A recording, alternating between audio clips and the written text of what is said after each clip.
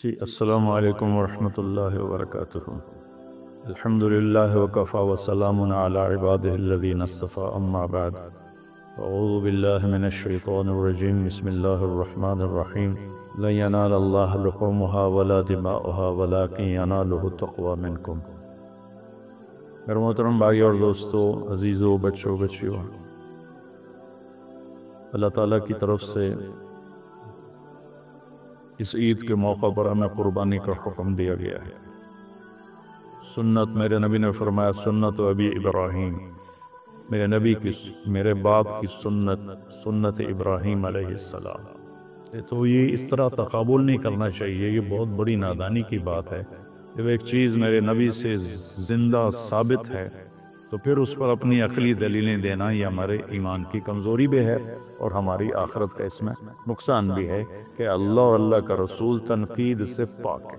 باقی مجھ پہ تنقید کریں، کسی اور پہ تنقید کریں، وہ جائز ہے۔ تو اور جو روح قربانی ہے وہ ہے اصل جب ہم جانور پہ چھری پھیرتے ہیں تو یہ ایک پہچان ہے کہ میں اپنے غلط جذبات پہ چھری پھیر رہا ہوں۔ میں اس چھری پھیرنے کے بعد جھوٹ پہ چھری پھیر رہا ہوں، بے ایمانی پہ چھری پھیر رہا ہوں، فحاشی پہ چھری پھیر رہا ہوں۔ ہر گندے برے گناہ سے میں بچنے کے لیے اپنے نفس پہ چھری پھیر رہا ہوں۔ اللہ کے نبی خود، آپ کا معمول تھا اشتراک ابشین، اب 2 چھترے خریدتے تھے۔ سمینین موٹے ہوتے تھے، اقرنین ان کے سینگ بڑے بڑے ہوتے تھے، ملیحین وہ بڑے خوبصورت ہوتے تھے، موجوعتین وہ خصے ہوتے تھے۔ تو ایک کی قربانی کرتے تھے پوری امت کی طرف سے، آنے والی پوری امت کی طرف سے قربانی فرماتے تھے، اور ایک کرتے تھے اپنی طرف سے، اپنے گھر والوں کی طرف سے۔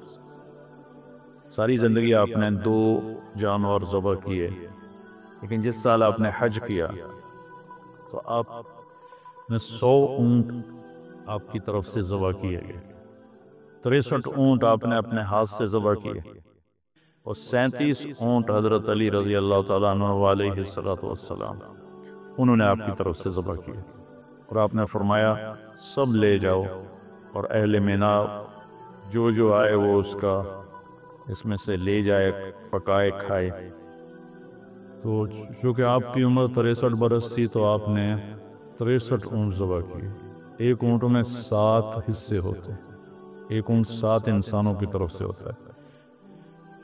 تو 63 اونٹ آپ نے ذبح کیے تو کتنے 100 حصے بن گئے جو آپ نے خود کھڑے ہو کر ایسے نحر، ایسے کر کر برچھا مارنے کو کہتے ہیں۔ اور ایک عجب منظر دنیا نے دیکھا، نہ پہلے دیکھا نہ بعد میں دیکھے گی، کہ 100 اونٹ کھڑے کیے گئے، ان میں سے 5 اونٹ پہلے لائے جاتے تھے، پھر ان میں سے ایک کو اللہ کے نبی کے سامنے پیش کیا جاتا تھا۔ تو اونٹ ایک دوسرے کو کاٹ رہے تھے کہ پہلے میں چلا جاؤں۔ ادھر ہم کتنی مشکل سے گراتے ہیں جانور اور وہ باں کرتا ہے، لیکن اللہ کے محبوب صلی اللہ علیہ وسلم کے ہاتھوں ذبح ہونے میں وہ سبقت لے جا رہے تھے، بازی لے جا رہے تھے، اور آپس میں لڑ رہے تھے۔ ہر اونٹ کی تمنا تھی کہ میں پہلے ذبح ہو جاؤں۔ اور اس کے بعد 37 اونٹ حضرت علی علیہ السلام نے ذبح فرمائے، اور پھر آپ نے فرمایا کہ ان اونٹوں کا جو گوشت بنائے گا اس کو مزدوری گوشت میں سے نہ دی جائے، میں الگ سے دوں گا۔ اور پھر اپنے گھر والوں کی طرف سے اپنے گائے ذبح کی، اور پھر اس کا حضرت علی سے فرمایا کہ کوئی گوشت کے ٹکڑے لو اور دیگ میں ڈالو۔ تو اس کے بعد پھر آپ نے سر کے بال منڈائے، ناخن کٹوائے، مونچھوں کے بال کٹوائے، اور پھر اس کے بعد آپ نے غسل فرمایا، کپڑے بدلے، حضرت عائشہ نے آپ کو خوشبو لگائی۔ اس کے بعد آپ نے انتظار کیا، جب وہ پہلی دیگ جو چڑھی تھی جب وہ تیار ہو گئی تو پھر آپ نے اس میں سے گوشت، آپ اور علی رضی اللہ تعالیٰ عنہ ایک ہی برتن میں کھا رہے تھے، اور پھر آپ نے اس کا شوربہ بھی پیا، اور اس کے بعد پھر آپ اپنی اونٹنی قصوہ پر اسامہ بن زید کو پیچھے بٹھایا، اور آپ طواف زیارت کے لیے تشریف لے گئے۔ طواف زیارت میں یہ طواف آپ نے اونٹنی پر کیا، چونکہ رش بہت زیادہ تھا اور لوگوں کو شوق تھا کہ ہم اللہ کے نبی کو دیکھیں۔ بہت سے لوگ پہلی دفعہ دیکھ رہے تھے۔ پھر آپ نے اونٹنی پہ سوار ہو کر وہ طواف کیا، اور آپ کے ہاتھ میں ایک چھڑی سی تھی، جب آپ اس پر حجر اسود پر آتے تو یوں اشارہ کر کے اس کو ایسے استلام کر لیتے تھے۔ تو یہ اللہ کے نبی نے فرمایا کہ طیبوا بہا انفسکم، قربانی کرو اور خوشی سے کرو۔ تو کچھ لوگ کہتے ہیں کہ اس کا کیا فائدہ، غریبوں کو دے دیا جائے۔ تو ہمیں تو اپنے نبی سے لینا ہے درس اور سبق۔ آپ کے زمانے میں تو بہت غربت تھی، تو 100 اونٹ کتنے ہزاروں درہم کے بنتے ہوں گے، وہ آپ غریبوں میں بانٹ دیتے۔ تو یہ اس طرح تقابل نہیں کرنا چاہیے، یہ بہت بڑی نادانی کی بات ہے۔ جب ایک چیز میرے نبی سے زندہ ثابت ہے تو پھر اس پر اپنی عقلی دلیلیں دینا یہ ہمارے ایمان کی کمزوری بھی ہے اور ہماری آخرت کا اس میں نقصان بھی ہے کہ اللہ کا رسول تنقید سے پاک ہے۔ باقی مجھ پہ تنقید کریں، کسی اور پہ تنقید کریں، وہ جائز ہے۔ تو اور جو روح قربانی ہے وہ ہے اصل، جب ہم جانور پہ چھری پھیرتے ہیں تو یہ ایک پہچان ہے کہ میں اپنے غلط جذبات پہ چھری پھیر رہا ہوں۔ میں اس چھری پھیرنے کے بعد جھوٹ پہ چھری پھیر رہا ہوں، بے ایمانی پہ چھری پھیر رہا ہوں، فحاشی پہ چھری پھیر رہا ہوں۔ ہر گندے برے گناہ سے میں بچنے کے لیے اپنے نفس پہ چھری پھیر رہا ہوں۔ اور اس کی ابتدا 4000 سال پہلے حضرت ابراہیم علیہ السلام سے ہوئی، جب اللہ تعالیٰ نے ان سے اتنی بڑی قربانی لی کہ 20-22 سال کی عمر میں شادی ہوئی ہوگی، 84 سال کی عمر میں اللہ نے آپ کو بیٹا دیا حضرت ہاجرہ سے۔ جو شہزادی تھیں، مصر کے بادشاہ کی بیٹی تھی، بعض کہتے ہیں باندی تھیں۔ وہ جب وہ پیدا ہو گئے تو اللہ تعالیٰ نے کہا کہ اس کو اپنے سے دور کر دو۔ کہا کدھر کر دو؟ کہا جا میں کہوں۔ کہ مجھے تو پتہ نہیں آپ کہاں کہہ رہے ہیں۔ تو اللہ تعالیٰ نے فرمایا کہ جبریل تمہیں راستہ بتائے گا۔ جبریل انسانی شکل میں آئے اور اونٹنی پر سوار ہو کر آگے چلے۔ پچھلی اونٹنی پر حضرت ہاجرہ، اسماعیل علیہ السلام اور ابراہیم علیہ السلام۔ یہ کوئی 1 مہینے کا سفر تھا جو 1 سیکنڈ میں جبریل یوں پکڑ کے وہاں پہنچا سکتے تھے، لیکن اسباب کی دنیا اور مشقت اور امتحان یہ ساری چیزیں مطلوب تھیں، تو وہ سارا سنگ لاخ سفر مکہ کے کالے پہاڑ، وہ شروع میں جب عمر پر گیا 84 میں، تو بلڈنگیں نہیں تھیں، چھوٹے عمارتیں تھیں، تو اس کے پہاڑوں کو دیکھ کے ایک ہیبت طاری ہوتی تھی۔ اور 4000 سال پہلے جب وہاں کچھ بھی نہیں تھا اور 4 پہاڑ یوں، 2 یوں اور 2 یوں، اور اس کے بیچ میں ایک وادی، جب وہاں پہنچے تو جبریل نے کہا اپنی بیگم اور بچے کو یہاں اتار دے۔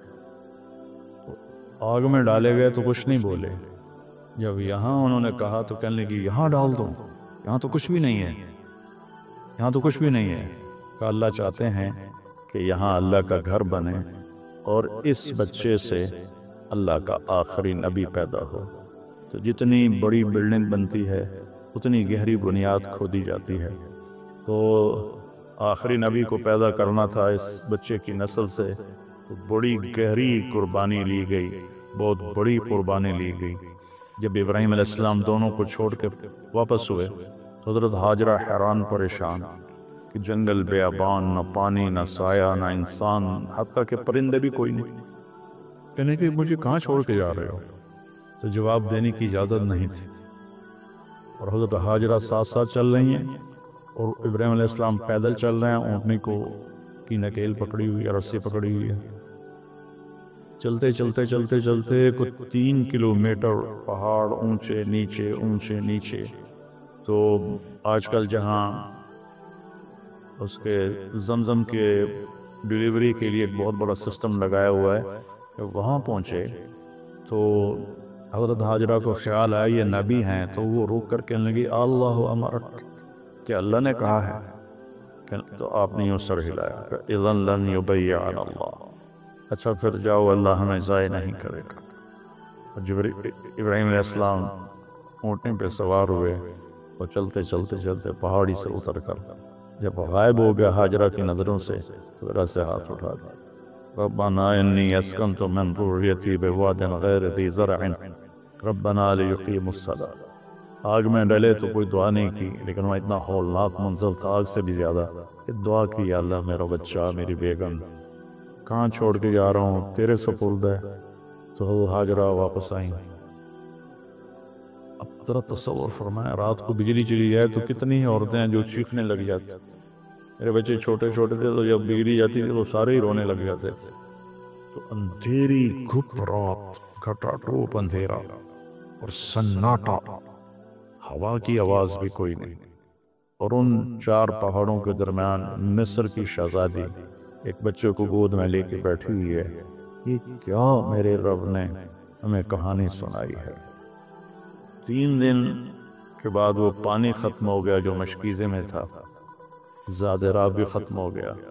یہ جو صفا مروہ کے چکر لگائے بے قراری کے ساتھ، پتہ تھا یہاں کچھ بھی نہیں ہے، لیکن بے قرار ماں کبھی ادھر کبھی ادھر کبھی ادھر کبھی ادھر۔ اللہ کا شکر ہے کہ 7ویں چکر پہ وہ تھک کے گر گئی، اور وہ ان کو یہ ہو گیا کہ میں یہاں مر جاؤں، میرا بیٹا وہاں مر جائے۔ میں بچے کو مرتا تڑپتا دیکھ نہیں سکتی، تو ایسے نڈال ہو کے گر گئی۔ اگر وہ کوئی اور چکر، اب تو 7 چکر ہمارے لیے مشکل ہوتے ہیں، تو اگر کوئی اور چکر لگا لیتی تو کتنا مشکل ہوتا۔ تو ایسے انہوں نے اپنے بچوں کو دیکھا کہ مر گیا یا زندہ ہے، تو وہاں ایک آدمی نظر آیا، ایک دم ماں کے اندر ایک جان پیدا ہوئی اور وہ بھاگی آگے گئی، تو بندہ غائب تھا، وہ جبریل تھے انسانی شکل میں۔ انہوں نے آ کر ایسے پر مارا اور حضرت اسماعیل کی اوڑیوں سے چشمہ ابل کے باہر نکل آیا۔ زمزم کا کنویں کو 4000 سال ہو گئے، آج تک اس کا سورس کیا ہے، یہ پانی کہاں سے آ رہا ہے، آج تک کسی کو معلوم نہیں ہے۔ اور ابھی تو بہت بڑی ٹیکنالوجی ہے، انہوں نے بڑے بڑے جیولوجسٹ بلا کر اس کے سورس کو طائف تک ڈھونڈا، کہیں بھی نہیں ملا۔ جب وہ موٹر چلتی ہے کنویں کی تو پانی ابل کے 4-5 دہانے ہیں وہاں سے نکل کے اندر آنا شروع ہو جاتا ہے۔ تو پھر جب بچہ فلما بلغ معہ السعی، بچہ بھاگنے دوڑنے والا بن گیا، تو اللہ نے کہا جاؤ جا کے ذبح کر۔ تو ابراہیم علیہ السلام کو اگر تصور کریں کہ جب وہ فلسطین سے چلے ہوں گے چھری لے کر، پورے راستے میں کن خیالوں کے ساتھ چلے ہوں گے کہ میں بچہ ذبح کرنے جا رہا ہوں، بچہ ذبح کرنے جا رہا ہوں، بچہ ذبح کرنے جا رہا ہوں۔ اور عمر اس وقت ان کی کوئی 90 سال ہو چکی تھی۔ تو وہ جب بچے کو لے کر مینا میں پہنچے اور اس کے سامنے کھڑے کر کے کہا کہ انی اری فی المنام انی اذبحک فانظر ماذا تری، بیٹا میں تمہیں ذبح ہوتے دیکھ رہا ہوں، کیا رائے ہے؟ تو 1 سیکنڈ نہیں لگایا حضرت اسماعیل علیہ السلام نے، یا ابت ففعل، یا ابت وفعل نہیں، یا ابت فعل، ابت اور افعل کے درمیان کوئی حرف نہیں، یعنی اتنی سپیڈ سے اسماعیل علیہ السلام نے واپس جواب دیا، یا ابت فعل ستجدنی انشاءاللہ من الصابرین۔ اب چھری چلا تو دیکھے گا میں صبر والا ہوں۔ وہ حیران ہو کر دیکھنے لگے کہ تجھے پتہ بھی ہے میں نے کیا کہا ہے؟ کہنے لگے ہاں پتہ ہے، آپ یہ ذبح کریں گے، آپ کے بدلے مجھے اللہ مل جائے گا، اللہ آپ سے زیادہ بہتر ہے، دنیا کے بدلے مجھے جنت مل جائے گی، جنت دنیا سے بہتر ہے۔ پھر تھوڑی دیر چپ ہوئے، کہنے لگے ہاں مجھے اپنی ماں کا بڑا خیال آ رہا ہے، تو اسے بڑا افسوس ہوگا۔ تو ایسے کرتا اتارا اور اپنے ابا کو دیا اور کہا کہ مجھے آپ میری لاش کو ادھر نہ لے جانا، ادھر ہی دبا دینا، اور یہ کرتا جا کے میری ماں کو دے دینا، جب اسے میری یاد آئے گی تو وہ میرا کرتا دیکھ لیا کرے گی۔ فلما اسلم وتلہ للجبین، جب ابراہیم علیہ السلام نے آپ کو اونٹھا لٹایا اور اپنا گوڈا ان کے کمر پہ رکھا اور سر کے بال پکڑ کے سر یہاں اٹھایا، ایک ہاتھ میں چھری ایک ہاتھ میں سر کے بال، اور یوں آسمان کو دیکھا، یا اللہ تو مجھ سے ناراض ہو گیا ہے کہ اسماعیل کی محبت میرے دل میں زیادہ پیدا ہو گئی ہے، یا کوئی امتحان ہے یہ تو مجھ سے لینا چاہتا ہے، یا اللہ میں ہر حال میں تجھ سے راضی ہوں، میں سے تیرے نام کو قربان کرتا ہوں۔ اور چھری چلا دی، چھری تو اللہ کے حکم کے تابع تھی، اللہ نے اس کو کاٹنے سے روک دیا، نہ گردن میں کوئی لوہے کا ٹکڑا آیا، نہ چھری کون تھی، بس اللہ کا امر تھا، نہیں چلی، 1 دفعہ 2 دفعہ 3 دفعہ، آخر اٹھے اور چھری کو تیز کیا، تیز کر کے جب آئے تو پھر اللہ نے کہا جبریل پہنچو۔ سبحان اللہ، کیا بیٹا ہے، کیا باپ ہے۔ جن لوگوں کی ہم پیروی کرتے ہیں، نام لیتے ہیں، کیا ہمارے اعمال ہیں۔ ہم ایک دوسرے پر چھری چلانے میں تو بڑے تیز ہیں، لیکن اپنی خواہشات پہ چھری چلانا یہ پورا دیس الا ماشاء اللہ خالی پڑا ہوا ہے۔ تو جب انہوں نے پٹی کھولی تو سامنے وہ چھترا ذبح تھا اور جبریل اور اسماعیل علیہ السلام کھڑے تھے۔ اس میں فلسفہ یہ تھا کہ اللہ کے حکم کے سامنے جان دینی پڑے دے دو، اولاد دینی پڑے دے دو، مال دینا پڑے دے دو، لیکن اللہ کو ناراض نہ کرو۔ اس کے بدلے میں اللہ ایک بہت عالی شان ہمیشہ کی زندگی نصیب فرمائے گا، جس کے بارے میں اللہ فرماتا ہے فَلَا تَعْلَمُ نَفْسٌ مَا أُخْفِيَ لَهُم مِّن قُرَّةِ أَعْيُنٍ جَزَاءً بِمَا كَانُوا يَعْمَلُونَ کہ میرے بندو تمہیں پتہ لگ ہی نہیں سکتا تمہاری آنکھوں کی ٹھنڈک کے لیے میں نے کیا سامان تیار کیا ہوا ہے۔ تو میرے عزیزو، یہ قربانی ایک پیغام ہے کہ اللہ رسول کو راضی کرنے میں ہم اپنی خواہشات کی قربانی دیں اور اپنے نبی کو، اپنے اللہ کو خوش کریں۔ تو میری سب سے گزارش ہے کہ اپنے اللہ کی طرف رجوع کریں، اپنے اللہ سے مانگیں کہ یا اللہ ہمارے اوپر آئی ہوئی یہ سخت دور فرما دے اور ہم سے راضی ہو جا۔ جن گناہوں کی وجہ سے یا اللہ تو ناراض ہوا اور میرا دیس ایک جنگل بن گیا، یا اللہ تو ہمارے ہم سب کے وہ گناہ معاف فرما۔